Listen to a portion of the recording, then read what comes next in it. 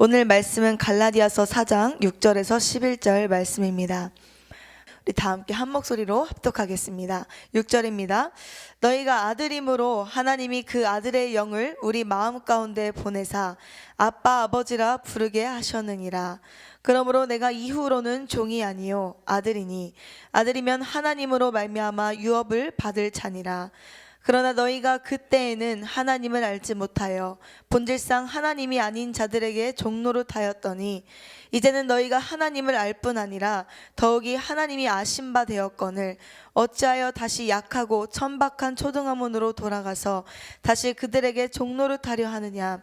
너희가 날과 달과 절기와 해를 삼가 지키니 내가 너희를 위하여 수고한 것이 헛될까 두려워하노라. 아멘. 오늘은 약함 속에 발견되는 자녀의 건세라는 제목으로 말씀을 나눌 때 여러분, 우리를 사랑하는 자녀라고 불러주신 그 주님의 음성을 듣기를 소원합니다. 여러분, 우리가 약할수록, 우리가 상처를 가지고 주님 앞에 나갈수록 하나님이 만져주시고 우리를 세워주실 줄로 믿습니다. 그래서 오늘날 세상의 뉴스를 통해 보도되는 이 끔찍한 사건들은 사람들의 내면이 얼마나 약해져 있는지, 사람들의 내면이 얼마나 병들어 있는지 적나라하게 알려주고 있습니다. 그래서 가까이 있는 사람을 극단적으로 죽이기도 하고 또 초면에 폭력을 행사하기도 하고 갑작스러운 사고로 인해서 운명을 달리한 사람들도 많이 있죠. 사람들은 각자 이 병든 내면을 가지고 자신의 생각을 절제하지 못하고 마음을 다스리지 못하고 이 언어를 컨트롤하지 못해서 수많은 사건 사고를 일으키고 있습니다. 그래서 우리도 우리의 마음을 지키고 우리의 생각을 지키고 우리의 입술을 지키려고 영성 훈련을 받고 있잖아요. 분명히 세상은 더 살기가 편해지고 저마다 자신을 지켜낼 수 있는 이 방어 수단은 늘어가고 있는데 위험한 일들은 더 많이 일어나고 있습니다. 저희는 영적인 질병이 해결되지 않았기 때문이에요. 그래서 영적으로 병든 사람들은 아무도 나에게 해를 주지 않아도 언젠가는 사고를 당할 수 있다는 생각에 두려움을 떨쳐버리지 못합니다. 딱히 스트레스 받지 않아도 될 상황 속에서 이 내면의 힘이 약해서 강한 스트레스를 받습니다. 의료 기술은 늘어가고 과학 지식은 발전되고 언제든지 필요에 의해서 유익한 지식을 얻을 수 있는 인터넷이 개발되어도 이 내면의 깊은 두려움과 외로움과 불안을 떨쳐버리지 못하는 것이 우리의 현실입니다. 인간적인 방법으로는 우리 내면의 질병을 해결할 수 없습니다. 왜냐하면 인간의 내면의 질병은 죄로부터 시작됐기 때문입니다. 이 세상에 그 누구도 자기 힘으로 자기 노력으로 자신의 죄를 해결할 수 있는 사람은 아무도 없습니다. 여러분, 죄로 인해 약해진 이 내면, 죄로 인해 약해진 우리의 생각, 죄로 인해 깨어진 이 내면의 질서를 바로잡을 분은 오직 예수 그리스도 한 분밖에 없는 줄로 믿습니다. 그러므로 그 예수 이름 권세 붙잡고 주님 앞에 나가셔서 우리의 영혼을 다시 새롭게 살리실 은혜를 누리기를 소원합니다. 그래서 아담과 하와의 범죄 이후에 인정하기 싫어도 인간은 다 병든 상태가 됐어요. 인간의 내면은 병들었습니다. 창세기 3장 7절에서 10절에 이에 그들의 눈이 밝아져 자기들이 벗은 줄을 알고 무화과 나무 잎을 엮어 치마로 삼았더라. 그들이 그날 바람이 불 때 동산에 거니시는 여호와 하나님의 소리를 듣고 아담과 그의 아내가 여호와 하나님의 낯을 피하여 동산 나무 사이에 숨은지라. 여호와 하나님이 아담을 부르시며 그에게 이르시되 내가 어디 있느냐. 이르되 내가 동산에서 하나님의 소리를 듣고 내가 벗었으므로 두려워하여 숨었나이다. 그러니까 이들이 죄를 지으니까 이 내면의 평안함이 사라지고 이 내면의 이 안정감이 사라져서 두려웠던 거예요. 그래서 인간은 자신의 영혼을 감추기 위해서 이 병든 내면, 이 죄로 물든 영혼을 감추기 위해서 어떤 행동을 합니까? 무화과 나무 잎을 엮어서 자신을 가리는 거예요. 이거 가리면 내가 좀 괜찮아 보이겠지. 무화과 잎으로 나를 가리면 내가 죄진지 모르겠지. 그리고 무화과 나무 잎에 자신을 가리고 나무 사이에 숨어서 하나님을 피했습니다. 아담과 하와 네가 어디 있느냐라고 물어보시는데 그 죄를 숨기려고 나무 사이에 숨고 무화과 나무 잎을 엮어서 입게 된 거예요. 그러니까 병든 내면을 해결받지 못해 연약한 존재가 되었습니다. 그래서 하나님께 속해 있을 때 가장 지혜롭고 하나님께 속해 있을 때 가장 능력 있고 가장 부유한 삶을 살았던 아담과 하와는 죄로 인해서 하나님과 단절되자 가장 미련하고 가장 무능하고 가장 궁핍한 존재가 되었습니다. 이때부터 인간은 이 죄로 인해 병들고 깨지고 약한 존재가 됐습니다. 그러니까 하나님과 딱 붙어 있을 때, 하나님과 교통교제했을 때 가장 지혜롭고 가장 풍요로운 삶을 살았던 인간이었지만, 하나님과 분리되자마자, 죄로 인해 하나님과 단절되자마자 가장 무능하고 연약한 존재가 인간이 되어버린 거예요.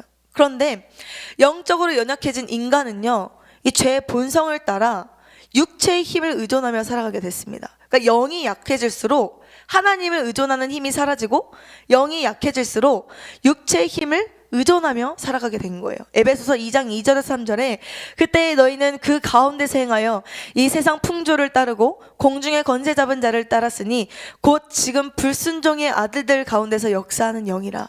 전에는 우리도 다 그 가운데서 우리 육체의 욕심을 따라 지내며 육체와 마음에 원하는 것을 하여 다른 이들과 같이 본질상 진노의 자녀였더니. 그러니까 그때부터 사탄의 유혹을 받아 인간은 누가 시키지 않아도 자연스럽게 자존심을 부리고 욕심을 부리고 이 자아의 힘을 키우는 삶을 살아가고 있습니다.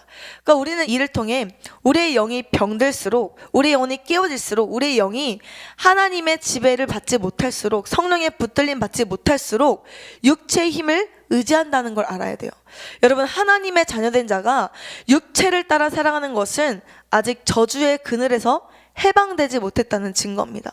우리가 매일 영성 훈련을 받고 매일 예배를 드리면서 아직도 영에 속한 삶을 살지 못하고 육에 속한 삶을 산다는 것은 성령의 지배를 받지 못한다는 명백한 증거입니다.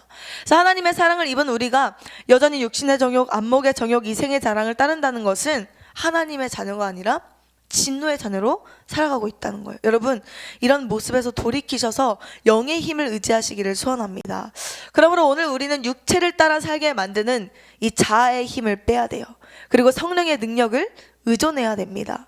우리가 성령을 따라 행하다 보면, 우리가 은혜를 받으면 우리가 이곳에 와서 영이 깨어지고 이 자아를 내려놓을 수 있는 지혜가 생기면 자연스럽게 이전에는 내가 잘 먹고 잘 살고 내가 더 많이 가지는 것, 내 가족, 내 삶, 이 초점이었다면 은혜를 받으면 받을수록 점점 이 삶의 방향이, 삶의 초점이 바뀌어지는 걸 느낄 수 있어요. 그러니까 내가 이타적인 삶을 살아야지, 욕심 내려놔야지, 하나님의 뜻대로 살아야지 결단하지 않아도 이 안에 성령 충만함이 먼저 임하면 그런 삶을 살게 되는 거예요. 그래서 우리가 성령을 따라 행하다 보면 영적인 권세가 생깁니다. 그 영적 분별력이 생겨서 자연스럽게 육체를 따르는 삶은 하나님의 지배를 받는 삶이 아니구나, 육체의 소욕을 따르는 삶은 하나님이 기뻐하시는 삶이 아니구나, 이것을 느끼니까 분별력이 생겨서 죄를 멀리하게 되는 거예요. 그러나 우리가 육체의 욕심을 따를수록 영의 힘은 약해집니다. 그래서 갈라디아서 5장 16절에서 17절에 내가 이르노니 너희는 성령을 따라 행하라. 그리하면 육체의 욕심을 이루지 아니하리라. 육체의 소욕은 성령을 거스르고 성령은 육체를 거스르나니 이 둘이 서로 대적함으로 너희가 원하는 것을 하지 못하게 하려 함이니라. 그러니까 오늘도 우리 안에는 이 성령의 소욕과 육체의 욕심이 싸우고 있어요. 근데 우리가 은혜를 받고 의지를 내어서 성령의 소욕을 따를 때 자아의 힘은 점점 사라진다는 겁니다.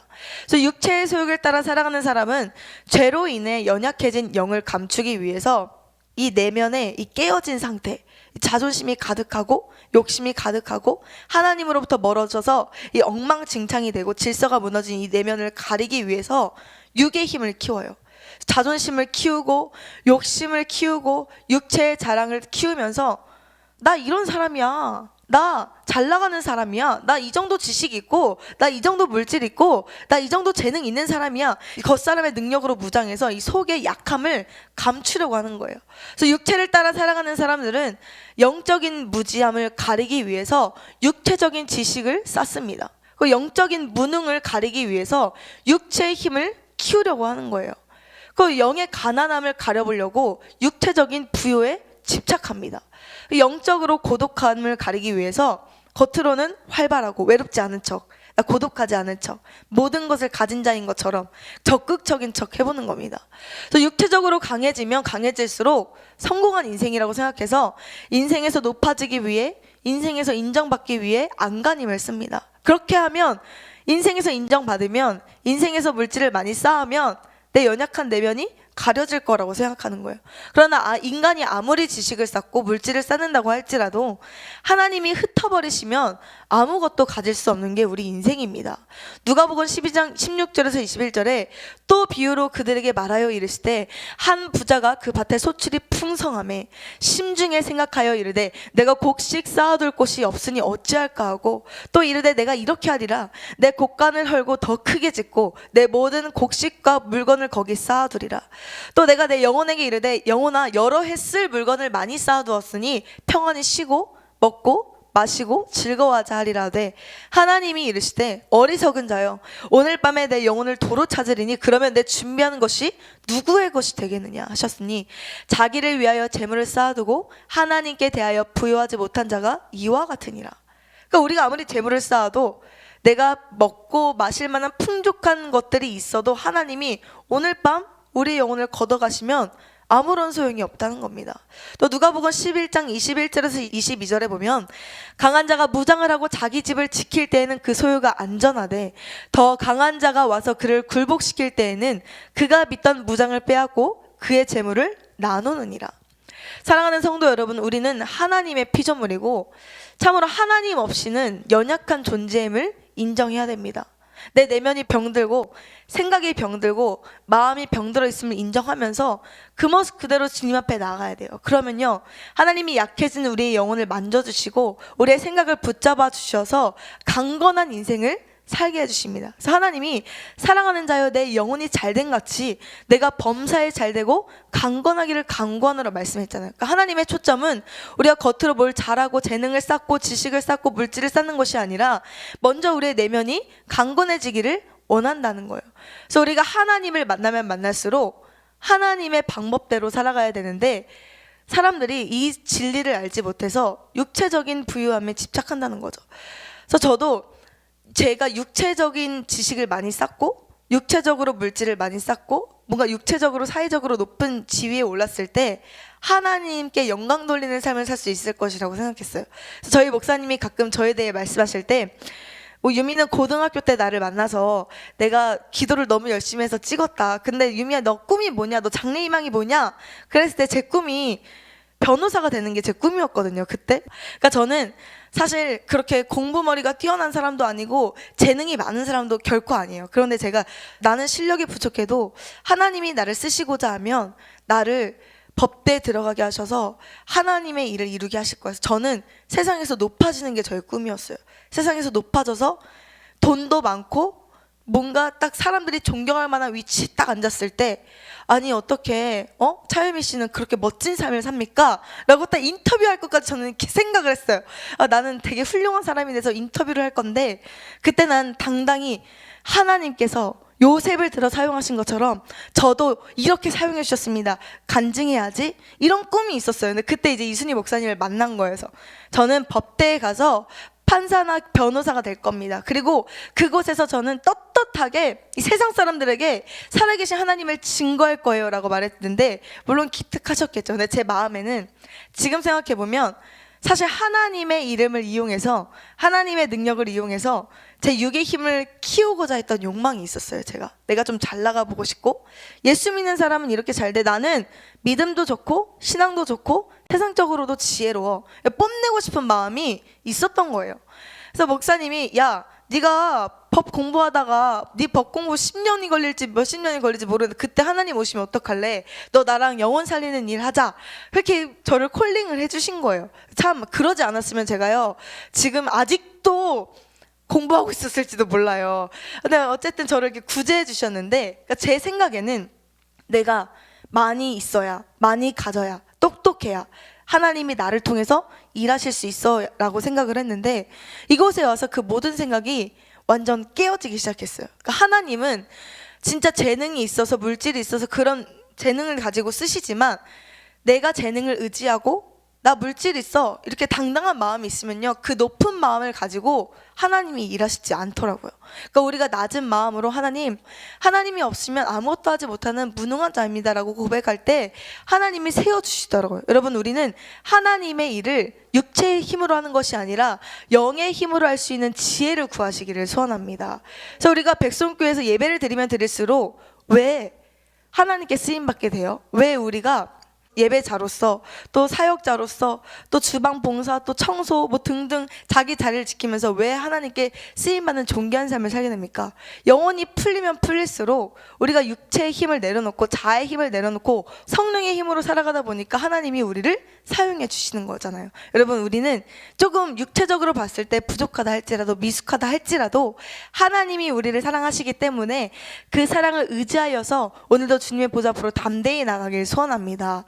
그래서 인간은 아무리 많이 가졌다 할지라도 내가 하나님의 능력을 받아서 이렇게 공부 잘해, 내가 하나님의 지혜를 얻어서 내가 이렇게 영적 분별력이 있어, 내가 하나님으로부터 오는 힘을 받아서 내가 이렇게 돈도 잘 벌어, 이런 마음이 있을 수 있어요. 생길 수 있어요. 그러나 그것이 최종적인 목적이 아니라는 거예요. 우리는 언제나 하나님 앞에서 연약한 존재임을 인정하고 그 약함 속에서 일하시는 하나님을 바라봐야 됩니다. 그러니까 인간은 아무리 똑똑하다 할지라도 약해요. 하나님 보시기에 아무것도 아닌 자들이에요. 우리가 아무리 많은 업적을 쌓았다 할지라도, 우리가 아무리 365일 하나님을 위해 살았다 할지라도 하나님 앞에 자랑할 수 있는 게 아무것도 없는 자들이잖아요. 그러니까 인간은 참으로 연약한 존재입니다.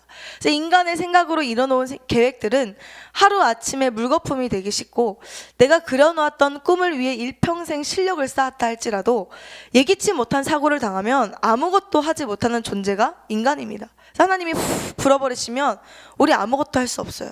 잠언 14장 12절에 어떤 길은 사람이 보기에 바르나 필경은 사망의 길이니라. 또 잠언 16장 9절에 사람이 마음으로 자기의 길을 계획할지라도 그의 걸음을 인도하시는 이는 여호와시니라.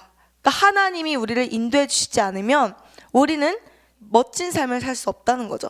근데 아이러니하게도 인간은요, 스스로 연약한 존재라는 것을 인정하기 힘들어합니다. 수시로 생각이 바뀌고 수시로 마음이 바뀌고 수시로 이 삶의 태도가 바뀌고 감정이 바뀌어서 나 하나 컨트롤하지 못하면서 나 하나 다스리지 못하면서도 나의 약함을 인정하는 것이 쉽지 않다는 거예요.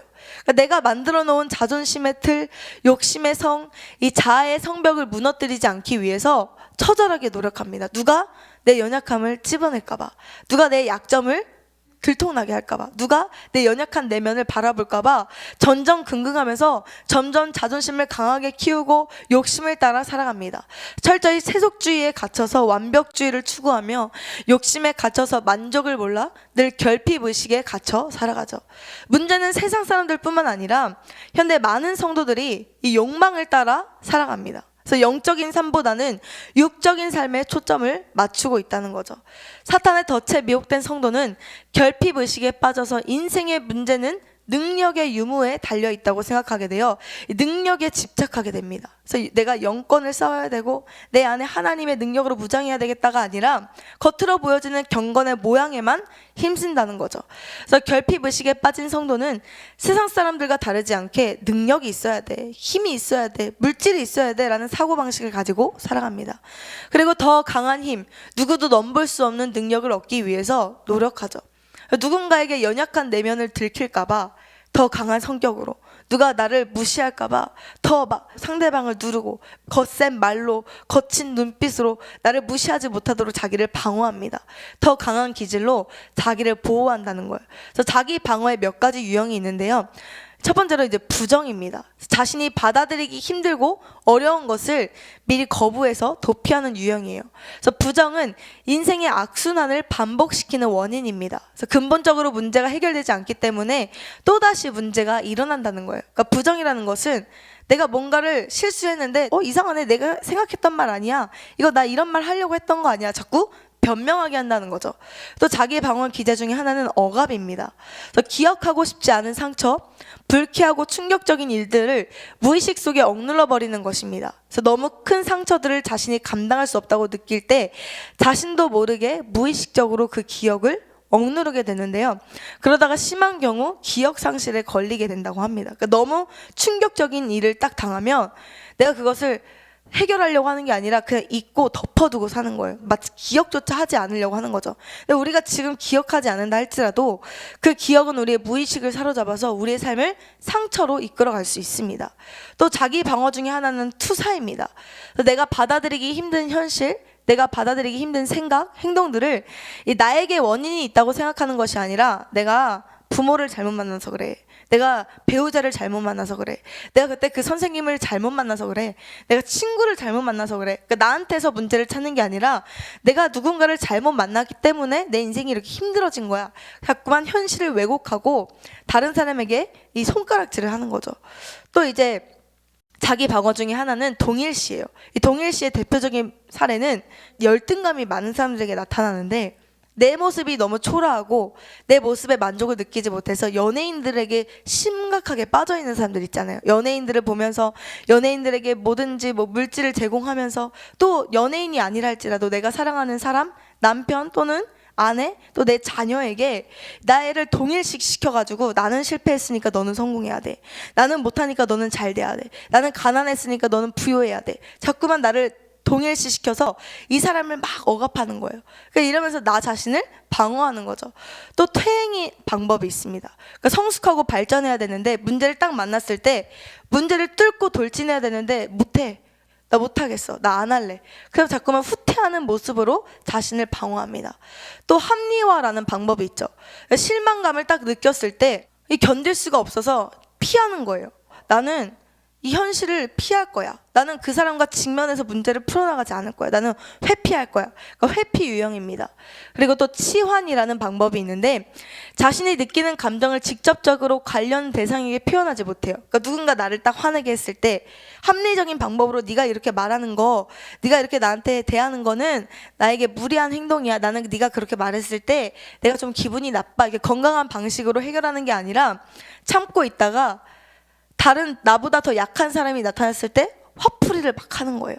화풀이가 이 치환의 대표적인 케이스입니다. 또 이 자기 방어 모습 중에 하나가 반동 형성인데요.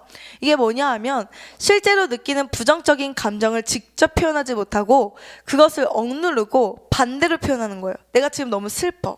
근데 이 슬픔에 대해서 누군가에게 보여주고 싶지 않아서 막 환하게 웃으면서 야 우리 뭐 먹으러 가자, 우리 뭐 마시러 가자, 우리 놀러 가자. 그러니까 반대로 행동하는 거예요. 내 마음은 너무 기쁜데 또 이 기쁨을 내가 괜히 이 기쁨을 표현했다가 나 이상하게 보이면 어떡해? 그래서 괜히 이 기쁨을 감추고 다른 모습으로 표출되고, 그러니까 겉과 속이 다른 모습을 살게 된다는 거죠. 그러니까 자기 방어를 많이 하는 사람일수록 겉과 속이 다르고 감정을 표출하는 방법이 건강하지 못해요. 그 소통할 줄 모르고 인간관계를 건강하게 맺을 수 없습니다. 여러분, 우리는 자기 방어를 할 것이 아니라 이 모습 그대로 주님 앞에 나가셔서 진리 안에 자유함을 누리시기를 소원합니다. 그래서 이와 같이 자기 방어적인 태도를 보이는 사람들은 자신이 이제 방어할 수 있는 어느 정도의 선이 있잖아요. 나를 숨길 수도 있고 도피할 수도 있고 다른 사람을 탓하면서 순간순간의 위기는 넘길 수 있지만, 그보다 더 큰 문제가 왔을 때 내 힘으로 방어할 수 있는 범위를 넘어선 문제를 만나면 그때는 이제 회복될 수 없을 만큼 무너지게 됩니다. 그래서 방 안에서만 들어가서 박혀있고 모든 인간관계를 차단하고 모든 것을 다 차단해서 나 혼자 고립된 삶을 살아가는 거죠.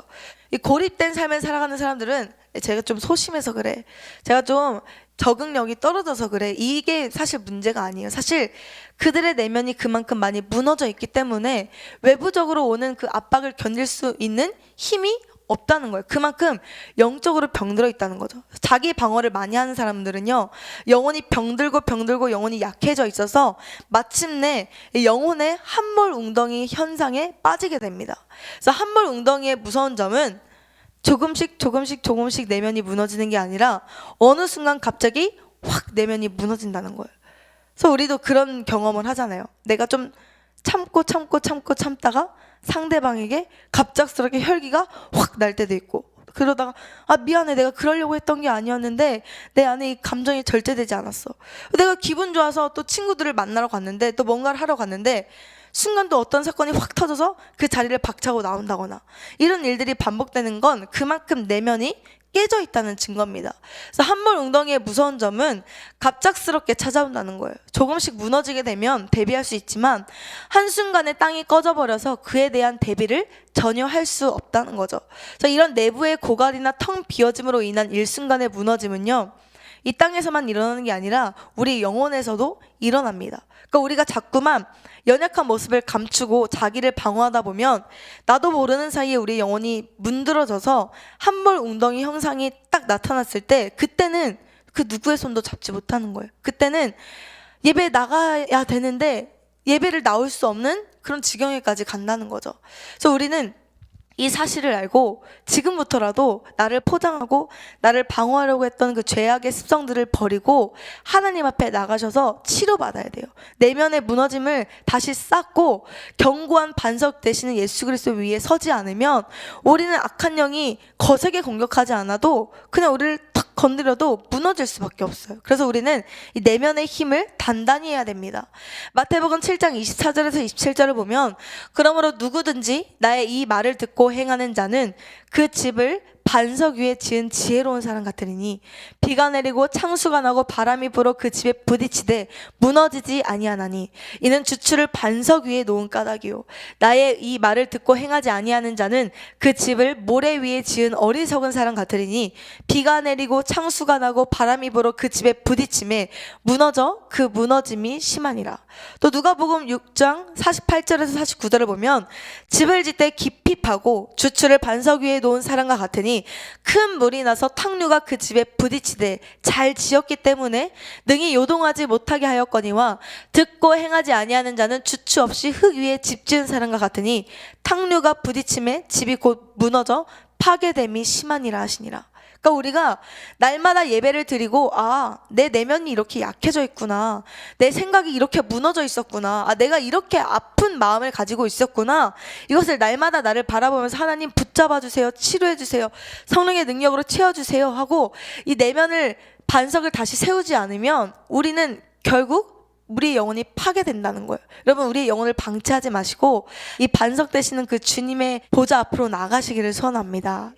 우리 시험이 다가올 때, 마음이 연약해져 올 때, 생각이 무너졌을 때 그 즉시로 내 생각이 무너졌네, 내 마음이 무너졌네, 내가 지금 내 영혼이 공고하네, 그냥 또 그 모습 그대로 그냥 숨지 마시고 예배 가야겠다, 말씀 봐야겠다, 찬양해야겠다, 기도해야겠다, 빨리빨리 영혼을 깨우셔서 무너지지 않는 삶을 사시기를 소원합니다. 그래서 우리는 인생의 밑바닥에서 우리의 연약함을 발견하는 그 자리에서 우리의 한계를 인정해야 합니다. 자신의 연약함을 인정해야 돼요.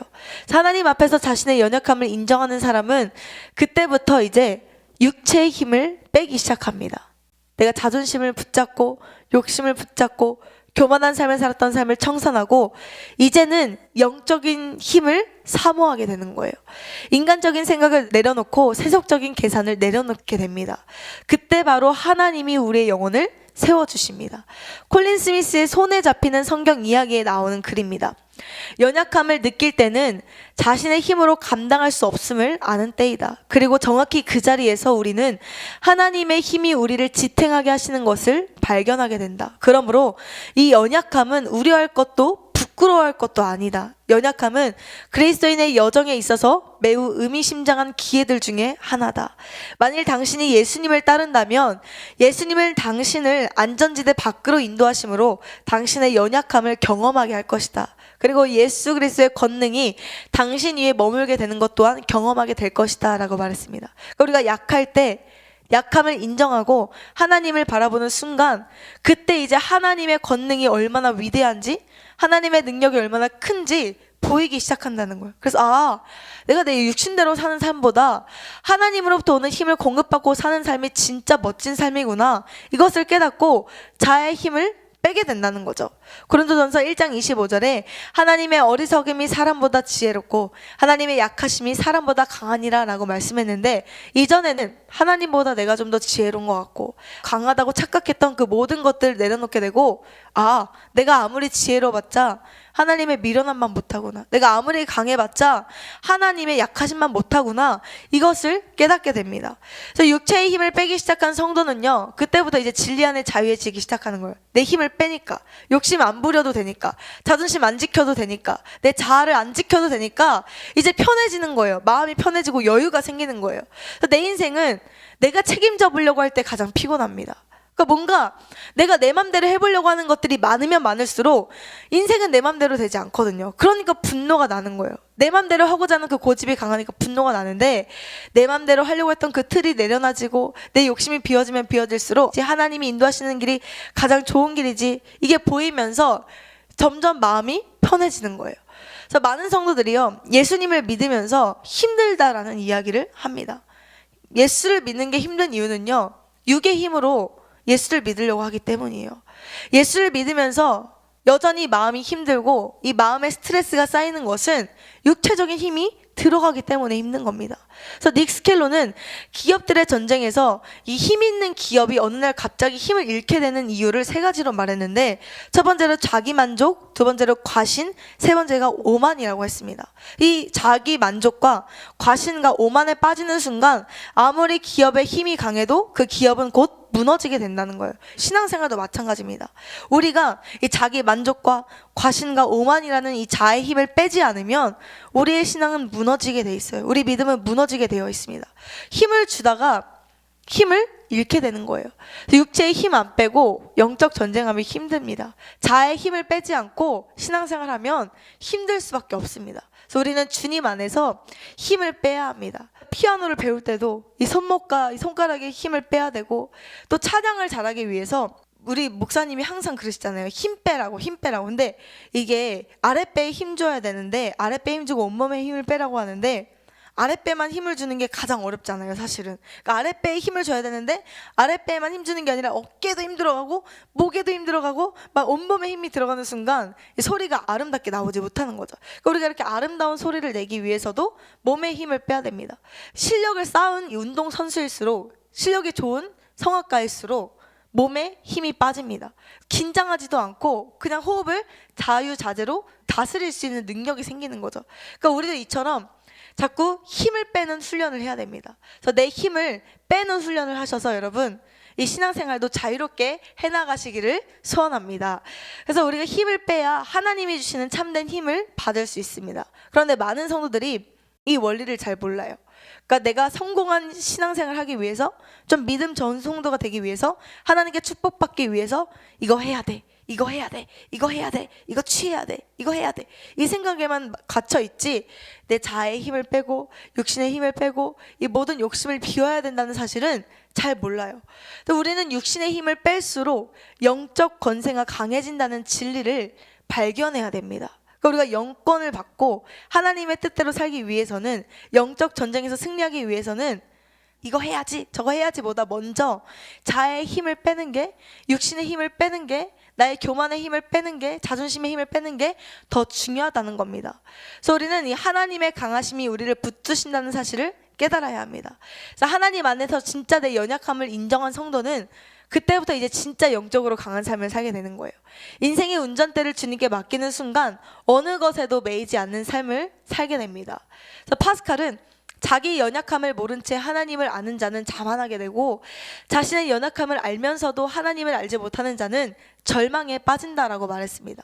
근데 여러분은 어찌해 볼 수 없는 연약함 앞에서 누구에게 나아가고 계십니까? 여러분이 육신의 연약함이 느껴질 때 의지하는 대상이 무엇입니까? 우리는 그 어떤 육체적인 대상을 의지할 게 아니라 연약한 모습 그대로, 병든 모습 그대로, 상처 입은 모습 그대로, 추악한 모습 그대로 하나님 앞에 나아가서 회개함으로 긍휼하심을 받아 하나님으로부터 오는 새 힘을 공급받아야 됩니다. 약함을 인정하고 하나님 품에 안기는 순간 우리는 영적으로 강해지게 돼요. 그러니까 이 자의 힘이 내려놓고 내 자의 연약함을 인정하는 순간 그때부터 하늘에 속한 능력으로 무장되어지기 때문에 이제 영적 전쟁이 두렵지 않은 거예요. 영적 전쟁이 피곤하지 않은 거예요. 신앙생활하는 게 힘들지 않은 거예요. 그러니까 우리가 인간의 연약함을 인정하지 않고 자꾸 육체의 힘, 자의 힘을 의지하면 하나님은 때로 이 자의 힘을 꺾으시려고 육신의 가난함을 허락하시기도 하고 질병을 허락하시기도 하고 아픔과 슬픔을 허락하시기도 합니다. 그리고 육체를 의지했던 힘을 빼게 하시는 거예요. 그래서 인생의 바닥에서, 영혼의 수렁에서 하나님을 만난 사람은 이제 나를 포장하고 내 힘을 의지하는 삶이 아니라 하나님만 자랑하는 삶으로 변화됩니다. 그리고 오히려 자신의 약함을 포장하려고 하는 게 아니라 나 이렇게 약한 사람이야. 나 이런 죄를 끊지 못했던 사람이야. 나 이렇게 수치스러웠던 사람이야. 나 이렇게 아무것도 아닌 사람이야. 그런데 하나님의 위대하심으로, 하나님의 은혜로, 하나님의 사랑으로 내가 이렇게 멋진 삶을 살고 있어. 자랑하는 삶을 살게 된다는 거죠. 고린도후서 12장 7절에서 10절에 여러 계시를 받은 것이 지극히 크므로 너무 자만하지 않게 하시려고 내 육체의 가시 곧 사탄의 사자를 주셨으니 이는 나를 쳐서 너무 자만하지 않게 하려 하심이라. 이것이 내게서 떠나가게 하기 위하여 내가 3번 주께 간구하였더니 나에게 이르시기를 내 은혜가 내게 족하도다. 이는 내 능력이 약한 데서 온전하여 짐이라 하신지라. 그러므로 도리어 크게 기뻐함으로 나의 여러 약한 것들에 대하여 자랑하리니 이는 그리스도의 능력이 내게 머물게 하려 함이라. 그러므로 내가 그리스도를 위하여 약한 것들과 능력과 궁핍과 박해와 공고를 기뻐하노니 이는 내가 약한 그때에 강함이라. 그러니까 사도 바울이 그리스도의 능력이 내게 머물게 하려고 오히려 약함을 자랑한다고 말하고 있어요. 여러분, 우리가 약함을 인정할수록, 약함을 드러내놓고 하나님 앞에 나갈수록 그리스도의 능력이 머무는 삶을 살게 될 줄로 믿습니다. 여전히 인생의 한계를 인정하지 못하고 내 인생이 내 거라고 생각하는 사람들은요, 이제 그때부터 하나님과 독립되어 살아가는 거예요. 그러니까 하나님이 순간순간 우리를 인도하시면서 주시는 영적인 생각이 있고 영적인 지혜가 있고 영적인 힘이 있어요. 그래서 시시때때로 하나님이 주시는 그 힘으로 살아가는 사람들은요, 하나님을 의존해서 하나님과 하나가 되어 살아가요. 그래서 내가 품은 뜻, 하나님의 품은 뜻이 되는 그런 삶을 살아가는데, 여전히 내 인생이 내 거라고 생각하는 사람들은 하나님이 영감을 주셔도 무시해요. 하나님이 너 그거 아니야 라고 말해줘도 듣지 않아요. 하나님이 너 그거 내려놔라고 말씀해 주셔도 몰라, 나 이게 더 좋아. 내 인생을 내 맘대로 꾸려가려고 하면서 독립된 삶을 살아갑니다. 그렇게 점점 하나님과 멀어지게 되는 거죠. 그러나 자신의 약함을 처절히 경험한 사람들은 오히려 약함을 통해 하나님을 의존합니다. 내가 약하니까 하나님이 필요해요. 하나님, 나 병들어서 하나님의 치료의 손길이 필요해요. 하나님, 내가 약하니까 하나님의 긍휼하심이 필요해요. 이렇게 절실히 하나님 앞에 나가는 겁니다. 그러니까 하나님께 의존하면 의존할수록 이제 깨달아지는 게 뭐냐 하면, 내가 뭘 잘해서 하나님이 날 사랑해 주시는 게 아니구나. 내가 무조건적으로 사랑받고 있는 하나님의 딸이구나. 나 하나님의 아들이구나. 그러니까 자존감이 생기는 거예요. 그러니까 힘을 빼면 뺄수록 영적인 자존감이 높아져요. 그래서 이 자아의 힘을 뺄수록 자존감이 높아지고 내가 교만을 내려놓을수록 이 영적 정체성이 바로 잡혀서 오히려 더 당당한 삶을 살게 됩니다. 갈라디아서 4장 6절에서 7절에 너희가 아들임으로 하나님이 그 아들의 영을 우리 마음 가운데 보내사 아빠 아버지라 부르게 하셨느니라. 그러니까 그때서야 이제 아빠 아버지 도와주세요. 하나님 내 삶을 주관해 주세요. 그러면서 주님 앞에 모든 인생의 문제를 맡기고 하나님이 주시는 힘으로 살아가게 되는 겁니다. 오늘 본문 6절에서 7절에 그렇게 아빠 아버지라 부르게 하셨느니라. 그러므로 내가 이제는 종이 아니요 아들이니 아들이면 하나님으로 말미암아 유업을 받을 자니라. 나 이제 이 땅에 속해서 이 땅의 욕심대로 살아갈 존재가 아니라 나 하늘의 유업을 받을 자구나. 이 정체성이 생기는 거예요. 그러니까 여러분, 이 육체의 힘을 다 빼셔서 진짜 아빠 아버지를 아빠 아버지로 삼을 수 있는 인생의 지혜를 구하시기를 소원합니다. 우리가 이러길 원하시잖아요. 나는 능력 없지만 하나님, 나 연약하지만 나 좀 지혜 없어요. 그래 하나님, 하나님의 지혜로 채워주세요. 하나님은 오늘도 우리가요 구하기를 기다리시는 거예요. 그래서 오늘 본문에서 아바에 해당하는 아빠는 아버지를 뜻하는 친근한 표현입니다. 또한 파테르는 역시 아버지를 뜻하는데요, 본문에서 아빠 아버지라는 이 동일한 의미의 두 단어를 반복 사용한 것은 단순히 우리가 하나님과의 친밀감을 표현하기 위해서가 아니라 하나님과 우리 사이에 실질적인 인격적인 부자 관계가 성립되었음을 강조적으로 밝히기 위한 것입니다. 그러니까 감정적으로 친밀함이 아니라 법적으로, 영적으로 우리는 당당히 하나님의 자녀로 살아갈 수 있는 권세가 있다는 거예요. 그러니까 필요하면 구하라는 거예요. 없으면 찾으라는 거예요. 두드리라는 거예요. 하나님이 주시겠다는 거예요. 왜? 자녀니까.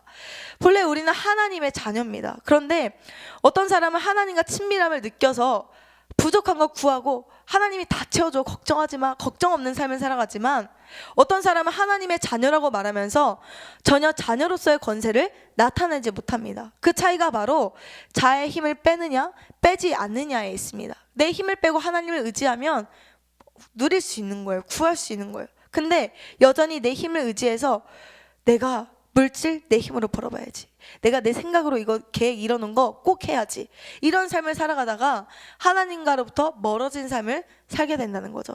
여러분, 육신의 힘을 의지하는 모습을 벗어버리시고 철저히 하나님만 의지하기를 소원합니다. 근데 오늘 본문은요, 하나님을 만났음에도 불구하고, 하나님의 은혜를 입었음에도 불구하고 여전히 육신의 힘을 의지하려고 하는 이 갈라디아 교인들을 향한 이 훈계의 말씀이 기록되어 있습니다. 오늘 이 모습을 보면서 은혜를 입은 우리가, 하나님의 자녀로서의 특권을 입은 우리가 여전히 육체를 의지하고 있지 않은지 돌아보시는 시간이 되기를 원합니다. 그러니까 육신의 힘을 의지하는 자는요, 분산된 마음이 만든 우상을 숭배합니다. 그러니까 하나님을 전적으로 의지하지 못하는 만큼 내가 의지해야 될 것들을 자꾸 찾는 거예요. 두려우니까. 하나님이 주시는 그 평안함으로 이 내면이 채워지지 않으니까 자꾸만 우상을 만들어서 내가 내 친구를 의지해야 돼, 내 배우자를 의지해야 돼, 내가 내 자녀를 붙잡아야 돼, 내가 물질을 붙잡아야 돼, 붙잡고자 하는 우상이 계속 생기는 거예요. 두세 개의 싸움 선택에 나오는 글입니다. 사람들이 구원받으면 처음에는 성령에 이끌려서 정말 복되고 기쁜 삶을 살게 됩니다. 그런데 그때부터 사탄이 간교하게 구원받은 성도를 속이기 시작합니다.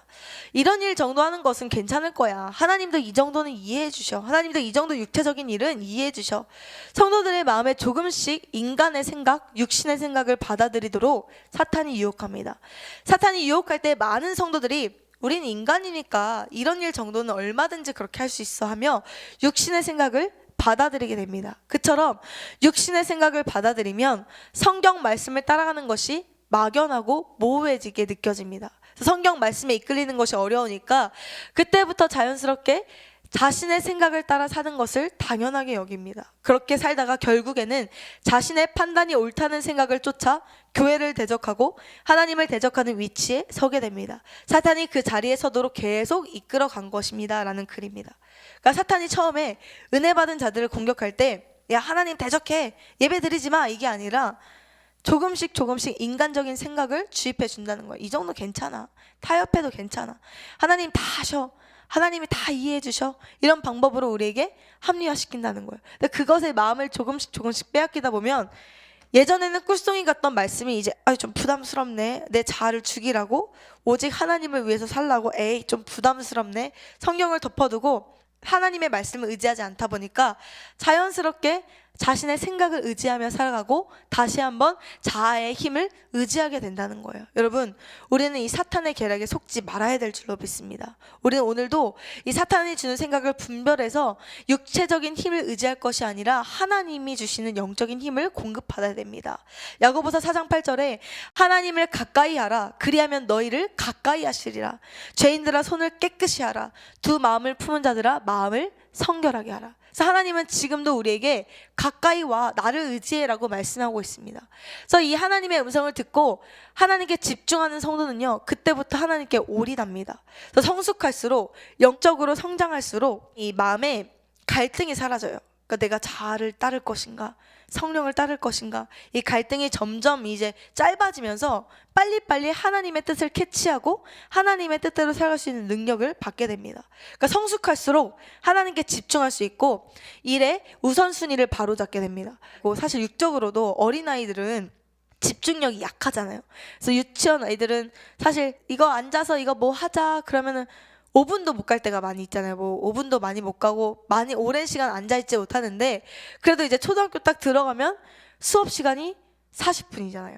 그리고 중학교 들어가면 45분, 고등학교 들어가면 50분, 대학교 들어가면 뭐 2시간에서 3시간. 그러니까 집중할 수 있는 시간이 나이를 들면 들수록 커진다는 거죠. 마찬가지로 영적으로 어리면요, 하나님께 집중할 수 있는 힘이 약해요.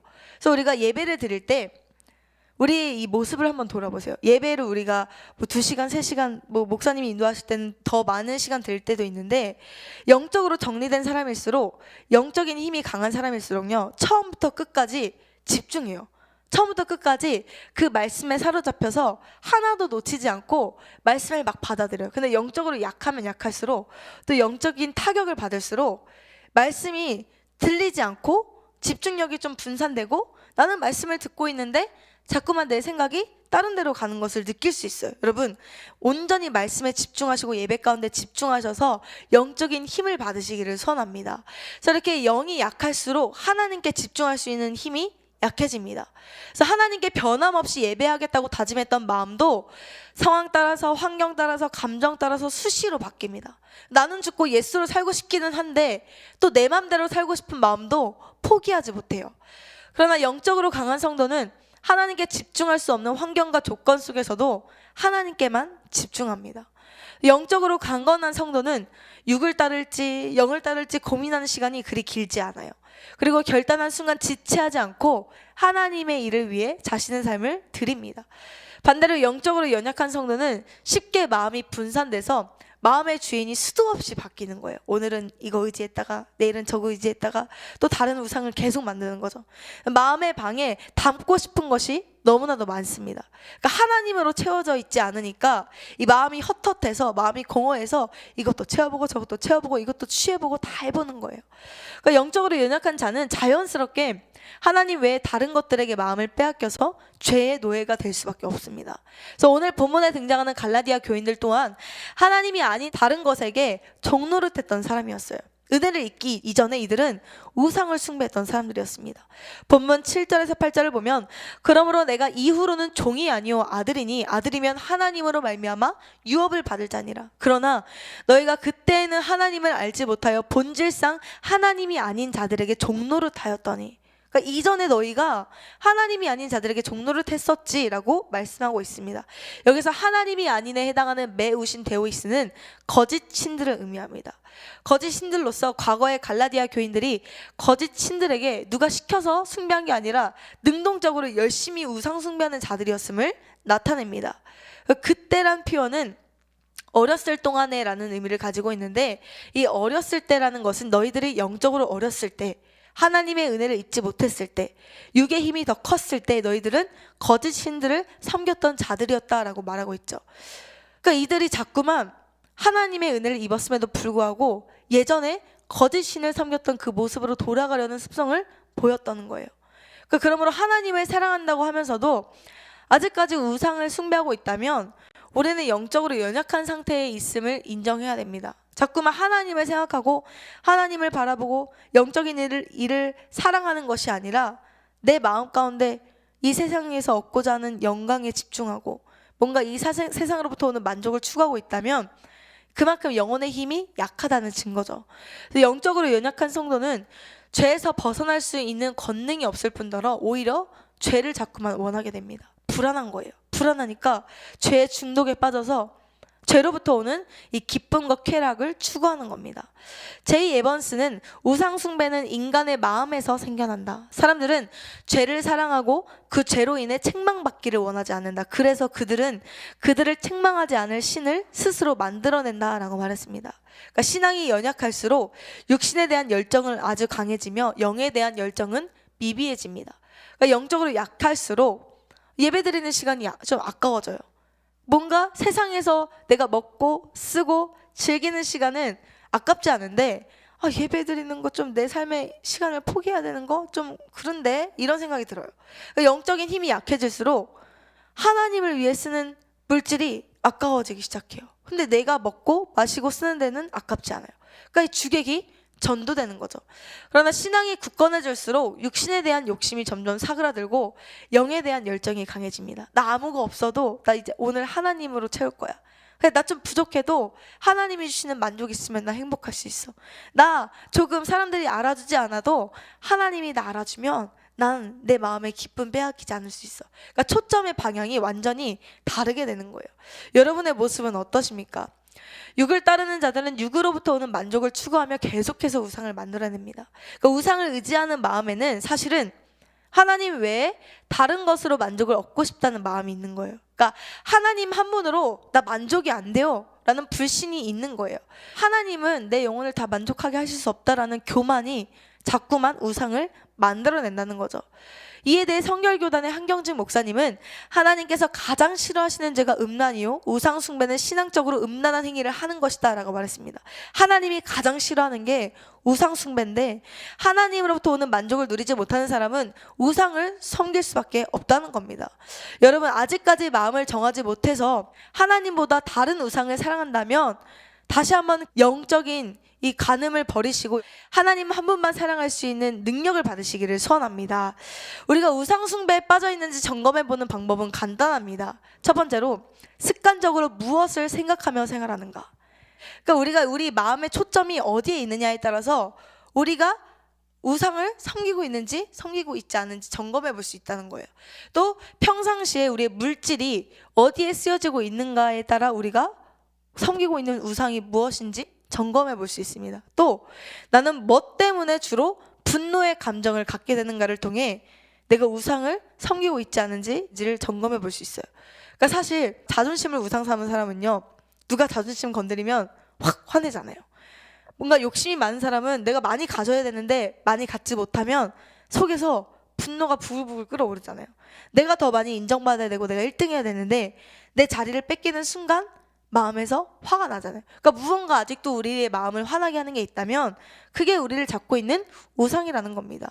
사랑하는 여러분, 이제 분산된 마음을 버리시고 우상을 섬기고자 하는 마음을 버리셔서 하나님께 집중하시고 이 연약함을 초월하여 하나님이 주시는 영권을 받으시기를 소원합니다. 그리고 여전히 육신의 힘을 의지하는 자들은요, 과거로부터 벗어나기 싫어해요. 근데 옛사람을 벗어버리지 않으면 빛의 옷을 입을 수 없다는 거예요. 여전히 육신의 힘을 의지하는 사람들은요, 빛의 옷을 입기 싫어서 육신의 옷을 벗지 못합니다. 이에 대해 하버드 대학의 데니얼 사이먼스는 실험을 통해 변화를 받아들이지 않는 삶에 대해서 변화맹이라고 표현을 했어요. 바보같이 변화를 인식하지 못한다는 거예요. 이미 하나님은 우리에게 빛의 옷을 예비해 주셨고 거룩한 삶을 열어주셨고 의의 길로 갈 수 있는 길을 열어주셨는데 옛 자아가 그것을 보지 못하도록 우리의 영적인 눈을 가려서 변화되지 못한 삶을 살게 한다는 거죠. 우리의 뇌는 한번 기억한 것을 바꾸지 않으려고 하는 특징이 있어서 눈에 빤히 보이는 변화도 인지하지 못합니다. 그래서 이와 마찬가지로 과거에만 꽂혀있는 성도는 새 사람의 옷을 입지 못하는 거죠. 그리하여 은혜를 입었음에도 불구하고 여전히 하나님께 초점 맞추지 못하고 나 중심적으로 살아갑니다. 그래서 하나님의 자녀가 아닌 죄의 종으로 되어 살아갑니다. 이미 연약함을 초월할 수 있는 모든 주권이 주어졌음에도 불구하고 연약함의 자리를 털지 못해서 변화되지 못하는 바보처럼 살아가는 거예요. 그래서 과거에 머물러 있는 성도는 아직 자신은 하나님의 일을 감당할 준비가 되지 않았다고 말하면서 영적 나태함과 수동성에 빠져 살아갑니다. 과거에 머물러 있는 사람은 새로운 것을 도전하는 것에 대해 두려움과 공포를 느껴요. 그래서 늘 습관적으로 익숙한 것을 찾고 늘 있는 그 자리에 머무르는 것을 좋아합니다. 그래서 새로운 것을 시도해 보려다가 뭔가 실패할 것 같으면 그냥 포기하는 거예요. 그러나 하나님은 이제 우리를 변화시키시기를 원하십니다. 사랑하는 여러분, 우리는 과거에 대한 미련을 버려야 변화될 수 있습니다. 이제는 육체를 의지했던 과거를 버리고 영적 수동성과 결핍 의식에서 또 합리화에서 벗어나 진리의 능력으로 무장해야 됩니다. 이 애굽에서 나온 1세대 이스라엘 사람들이 가나안에 들어가지 못하고 광야에서 죽었던 이유는 바로 과거 의식 때문이었습니다. 사실 어떤 의식이든 의식이 바뀐다는 건 어렵죠. 내가 가지고 있던 편견과 아집을 내려놓는다는 거는 쉬운 건 아니에요. 그러나 우리는 날마다 옛 자아가 주는 이 편견과 편협한 사고를 버리고 하나님이 주시는 새로운 생각을 가져야 됩니다. 가장 무서운 적은 우리 마음과 우리의 굳어진 생각에 있습니다. 그래서 과거 의식에 묶인 사람은 현실에도 여지없이 묶여 다녀요. 현실에 하나님이 새 일을 이뤄놓고 계심에도 불구하고 여전히 과거의 시선으로 하나님의 일을 바라보기 때문에 그 진가를 알아보지 못합니다. 그래서 과거의 장벽을 깨지 못하면 우리는 다람쥐 쳇바퀴 도는 신세로 전락하게 되는 거죠. 그래서 이스라엘 백성이 열 하루길이면 갈 수 있는 거리를 40년이란 기나긴 세월을 돌았던 겁니다. 그러나 과거 의식에서 벗어나서 하나님 앞에 나가면 바로 지금 이 시간에 하나님이 허락해 주신 그 놀라운 일들을 맛보게 될 줄로 믿습니다. 그래서 이스라엘 백성들이 광야를 헤맬 수밖에 없었던 이유는 과거 의식으로부터 벗어나지 못했기 때문입니다. 그래서 오늘 갈라디아 교인들은 현재 하나님께서 많은 은혜를 주시고 있음에도 불구하고 과거에서 벗어나지 못했어요. 갈라디아서 4장 9절 오늘 본문을 보면 이제는 너희가 하나님을 알 뿐 아니라 더욱이 하나님이 아신 바 되었거늘 어찌하여 다시 약하고 천박한 초등학문으로 돌아가서 다시 그들에게 종노릇하려 하느냐. 너희가 은혜를 받았는데 진리 안에 자유한 존재가 됐는데 왜 다시 천박한 초등학문으로 돌아가려고 하냐고 얘기하고 있는 거죠. 그래서 과거에는 갈라디아 교인들이 하나님을 알지 못했지만 이제는 하나님을 알게 되었습니다. 그래서 하나님을 단지 지식으로 알게 된 게 아니었어요. 하나님은 그들에게 성령을 허락해 주셨습니다. 이제 성령의 능력으로 인해 갈라디아 교인들은 하나님과 깊은 친밀감을 누릴 수 있게 됐습니다. 그래서 하나님은 마치 이 갈라디아 교인들의 아빠가 되어주시고 그리고 또 아들처럼 갈라디아 교인들과 관계를 맺기 원하셨습니다. 그래서 본문에서 아신바 되었거늘에 해당하는 그노스텐테스는 갈라디아 교인들의 노력과 수고에 의해서 하나님을 알게 된 게 아니라 하나님의 은혜로 말미암아 하나님의 성령을 부어주셔서 이제 자녀로서의 이 권세를 회복하게 됐다는 것을 말하고 있습니다. 그래서 갈라디아 교인들에게는 자격이 없었지만 무조건적인 은혜로 하나님은 그들을 만나 주셨습니다. 그럼에도 불구하고 이 연약했던 과거를 잊지 못하는 거예요. 지금 성령의 교제 속에서 하나님을 알아가야 되는데 그거 싫다는 거예요. 과거에 육체의 힘을 의지해서 내가 율법적으로 신앙생활하고 내 힘으로 하나님 앞에 나가고 내 계산으로 신앙생활하는 게 좋다는 거예요. 다시 육체를 의지했던 천박한 초등어머니 좋다는 거예요. 그래서 하나님을 몰라 무지했던 과거로 다시 돌아가고자 했습니다. 그들의 과거는 하나님을 만난 지금과는 비교할 수 없을 만큼 연약했습니다. 그들이 과거에는 약한 존재였는데 약하고에 해당하는 아스데데는 병들어서 주어진 일이나 역할을 수행할 수 없는 피폐한 상태를 가리킵니다. 그리고 천한에 해당하는 프토카는 절대적 궁핍으로 인해서 구걸할 수밖에 없는 결핍 상태입니다. 그래서 과거에 그들은 아무것도 하지 못하는 결핍된 상태였음에도 불구하고 다시 그 결핍했던 상태로 돌아가겠다는 거예요. 이렇게 옛사람이 무서워요, 여러분. 하나님이 우리에게 영의 세계를 열어주셨음에도 불구하고 자꾸만 옛사람을 고집하는 사람은 지금 성령 안에서 진리 안에 자유한 것보다 육신의 힘을 의지했던 가난했던 그 시절이 더 좋다는 거예요. 사탄이 우리를 이렇게 속여요. 영적 전쟁을 치르고 날마다 죄와 싸워서 하나님이 주시는 영적인 권세를 누리고 그 영적인 권세로 말미암아 이 세상을 다스릴 권세를 받았는데 이 삶이 싫다는 거예요. 과거에 그냥 죄에 눌려서 죄의 노예가 돼서 그냥 억지로 죄에게 끌려가는 삶이 좋다고 착각하게 만드는 거예요, 사탄이. 여러분, 이 사탄의 속임에 넘어가지 마시기를 소원합니다. 참으로 이해할 수 없는 갈라디아 교인들의 모습이지만 이 모습이 바로 우리의 모습입니다. 하나님은 죄인된 우리를 무조건적으로 선택해 주셨고 사랑해 주셨습니다. 그리고 죄에서 자유를 얻게 하시기 위해서 우리에게 예수 그리스도를 주셨습니다. 그래서 우리는 예수 그리스도 안에서 하늘의 신령한 것, 땅에 기름진 모든 것을 누릴 수 있는 자격이 주어진 거예요. 이제 우리는 하나님께 성령의 능력으로 하나님 이거 주세요. 하나님 필요해요. 하나님 영적인 권세를 주세요 하면 하나님이 주시겠다고, 너 내 딸이니까 내 아들이니까 주시겠다고 한 거예요. 이전과는 비교할 수 없는 새 생명과 권능을 얻게 됐고 자유함을 누리게 되었습니다. 또한 병들었던 영혼욕을 치료받는 기적도 체험했죠.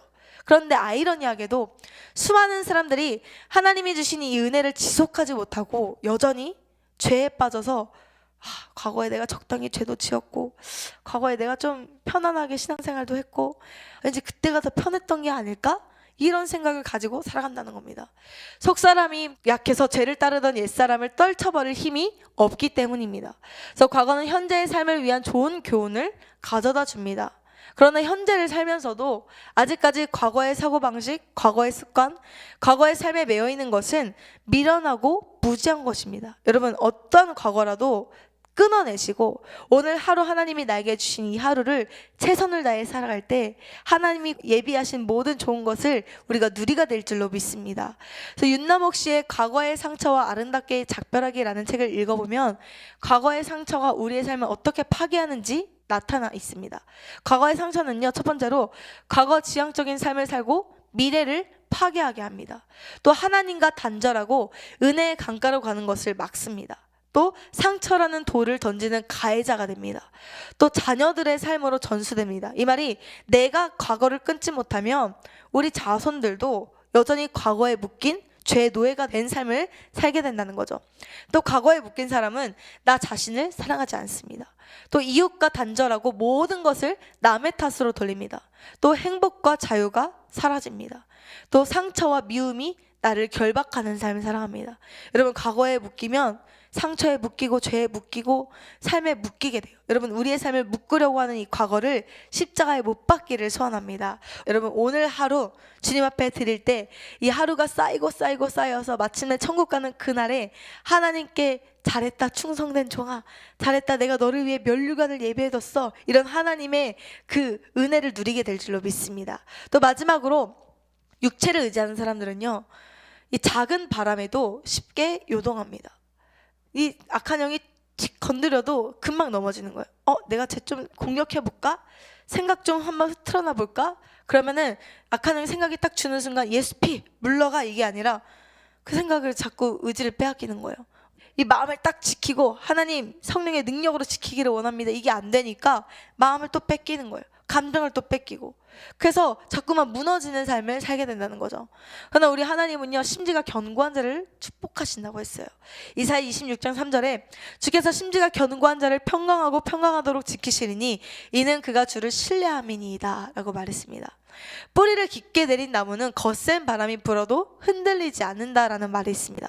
그래서 깊게 뿌리 내린 나무는 거세게 부는 바람을 이용해서 더 깊게 뿌리를 내리며 그로 인해 풍성한 열매를 맺습니다. 바람이 불면 불수록 오히려 뿌리를 깊게 내리고 풍성한 열매를 맺는 거예요. 그러나 뿌리가 약한 나무는 거센 바람과 짐승의 공격에 쉽게 넘어집니다. 이와 마찬가지로 영적인 비밀을 깊게 깨달은 사람은요, 큰 바람이 와도 폭풍우가 와도 눈보라가 쳐도 좌로나 우로나 요동하지 않습니다. 진리로 무장한 성도는 진리의 자리를 쉽게 떠나지 않습니다. 그러니까 성도는 영적으로 강건해질수록 신앙이 요동하지 않게 되고 감정이 요동하지 않게 되고 생각이 요동하지 않게 됩니다. 편안하고 여유로운 속에 이 믿음을 지속하게 되는 거죠. 그래서 지속성을 갖춘 성도는요, 어떤 공격에도 그 어떤 혼란스러운 일에 있어서도 요동하지 않습니다. 그러니까 아무리 몸이 약한 사람이라도 지속적으로 체력을 단련하면 건강한 몸을 가질 수 있잖아요. 아무리 지식이 없는 사람이라 할지라도 지속적으로 꾸준히 공부하면 유식한 자가 될 수 있잖아요. 이처럼 뿌리가 견고한 사람은, 심지가 견고한 자는 처음 시작은 미약할 수 있지만 뿌리를 예수께 깊게 내림으로 말미암아 큰 수확을 거두게 된다는 거예요. 여러분, 좀 우리 부족하고 연약해도요, 지속적으로 주님 안에 거하면서 구하고 찾고 두드릴 때 하나님이 채워주시겠다고 약속하셨습니다. 마태복음 7장 7절에서 8절에 구하라 그리하면 너에게 주실 것이요, 찾으라 그리하면 찾아낼 것이요, 문을 두드리라 그리하면 너에게 열릴 것이니 구하는 이마다 받을 것이요, 찾는 이는 찾아낼 것이요, 두드리는 이에게는 열릴 것이니라. 그러니까 하나님이 우리가 뿌리를 예수께 내리고 날마다 구하면 주시고 찾으면 찾게 해주시고 두드리면 열어주시겠다고 약속한 거예요. 그러니까 이 사실을 아는 성도는 문제가 생겼을 때 신앙의 자리를 떠나는 게 아니라 오히려 직면에서 문제를 뚫고 오히려 직면에서 상황을 해결해 나갑니다. 그런데 하나님이 주시는 힘을 의지하지 못하고 여전히 육신의 힘을 의지하는 자들은 부족하고 연약한 모습 그대로 하나님 앞에 나가지 못하고 이리저리 흔들립니다. 야고보서 1장 6절에서 8절에 오직 믿음으로 구하고 조금도 의심하지 말라. 의심하는 자는 마치 바람에 밀려 요동하는 바닷물결 같으니 이런 사람은 무엇이든지 주께 얻기를 생각하지 말라. 두 마음을 품어 모든 일에 정함이 없는 자들로다. 그러니까 자꾸만 이 마음이 흔들려서 마음이 두 마음으로 갈리고 요동치게 되면 구해도 얻지 못하는 삶을 살게 된다는 거죠. 그래서 바울은 오늘 갈라디아 교인들에게 믿음의 자리를 떠나지 말 것을 염려하면서 권고했습니다. 마지막 절을 보면 내가 너희를 위하여 수고한 것이 헛될까 두려워하노라 라고 말하고 있는데, 바울이 이 갈라디아 교인들이 진짜 진리 안에서 자유함을 얻을 수 있도록 수많은 헌신과 수고를 했어요. 근데 바울의 수고가 헛되리만큼 이들이 자꾸만 과거를 돌아보는 거예요. 이들이 자꾸만 연약한 마음을 가지고 신앙의 자리를 지켰다가 떠났다가 지켰다가 떠났다가 반복하는 거예요. 그러니까 바울이 염려한 거예요. 바울이 진정 두려워하는 것은 갈라디아 교인들이 믿음을 떠남으로 스스로 구원을 잃게 되는 것이었습니다. 그래서 갈라디아 교회 교인들은 분명히 예수 그리스도로 인해 율법에서 해방돼서 자유를 맛보았습니다. 우리가 율법을 지켜서 하나님이 우리를 사랑했던 게 아니었어. 우리가 열심히 해서 하나님이 우리를 사랑했던 게 아니었어. 우리가 비천한 자지만, 우리가 연약한 자지만 그냥 우리를 사랑하셔서 우리를 세워주신 거였어. 이런 진리를 깨닫게 된 자들이었어요. 그러니까 예수 그리스도를 믿는 믿음을 갖고 있었던 사람이었는데 금방 또 옛사람에 젖어서 옛날이 좋았다. 내가 우상을 섬기는 시절이 더 좋았다. 그래서 자꾸만 시시때때로 하나님을 믿었다가 떠났다가 믿었다가 떠났다를 반복한 겁니다. 그래서 이런 태도를 보였기 때문에 바울의 염려를 산 것이죠. 그렇습니다. 아무리 강력한 은혜를 체험했다고 할지라도 그 믿음의 뿌리가 약하면 은혜의 자리를 지킬 수가 없습니다. 오늘 갈라디아 교인들처럼요. 사실 은혜의 자리를 지키는 것이 쉬운 일은 아니에요. 악한 영은 세상에 속한 사람들을 흔들지 않습니다. 날마다 나는 죽고 예수로 살기를 결단하며 예배의 자리를 사모하는 우리를 흔들려고 합니다. 그때 믿음의 뿌리가 연약한 사람은 요동하며 뿌리채 뽑히지만 믿음이 견고한 사람은 천국 가는 그날까지 믿음의 뿌리를 내리고 믿음의 자리를 지킬 수 있습니다. 여러분, 믿음의 자리를 지키셔서 심지를 견고하게 하셔서 하나님의 보호를 받는 저 여러분이 되어지기를 소원합니다. 그래서 아까 말씀드렸듯이 하나님은 심지가 견고한 자를 평강에서 평강하도록 지키신다고 했는데, 이 말씀을 현대인의 성경으로 읽으면 여호와는 자기를 의지하고 마음이 한결같은 자에게 완전한 평안을 주신다라고 말했습니다. 어떤 상황 속에서도 요동하지 않고 하나님을 의지하는 자에게 누구도 빼앗을 수 없는 완전한 평강을 주시겠다고 약속한 거예요. 여러분, 심지를 견고히 하셔서 하나님이 주시는 하늘의 평강을 누리시기를 소원합니다. 그래서 오늘 우리가 약함 속에 회복되는, 약함 속에 누리는 그 권세에 대해서 말씀을 나눴는데, 이렇게 우리 육신의 약함을 인정하고 영적인 권세를 얻은 자들은요, 우상을 숭배하지 않아요. 그러니까 하나님 한 분으로 만족하는 삶을 사는 거예요. 그리고 과거를 돌아보지 않게 됩니다. 그리고 큰 폭풍우가 몰려와도 요동하지 않는 굳건한 신앙을 지키는 삶을 살게 됩니다.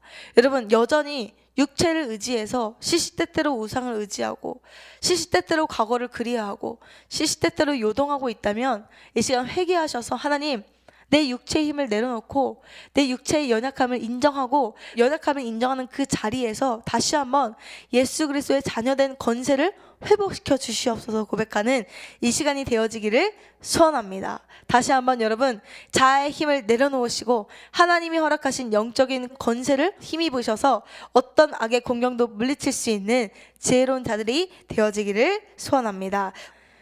우리는 약할 때 강함 되시는 그 주님 찬양할 때 예수의 권세가 우리를 붙들어 주시고 그 어떤 것에도 흔들리지 않는 삶을 살게 해주실 줄로 믿습니다.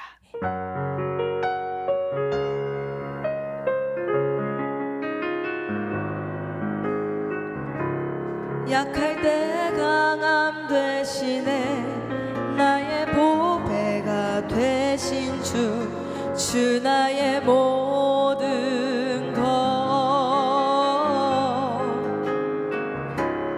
주 안에 있는 보물을 나는 포기할 수 없네. 주 나의 모든 것, 예수 어린 양 존귀한 이름,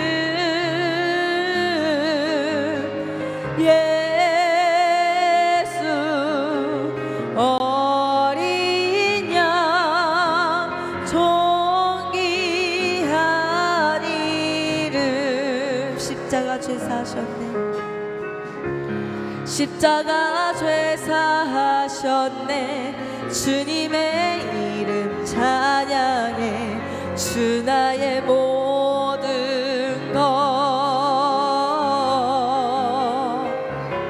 쓰러진 나를 세우고 나의 빈잔을 채우네.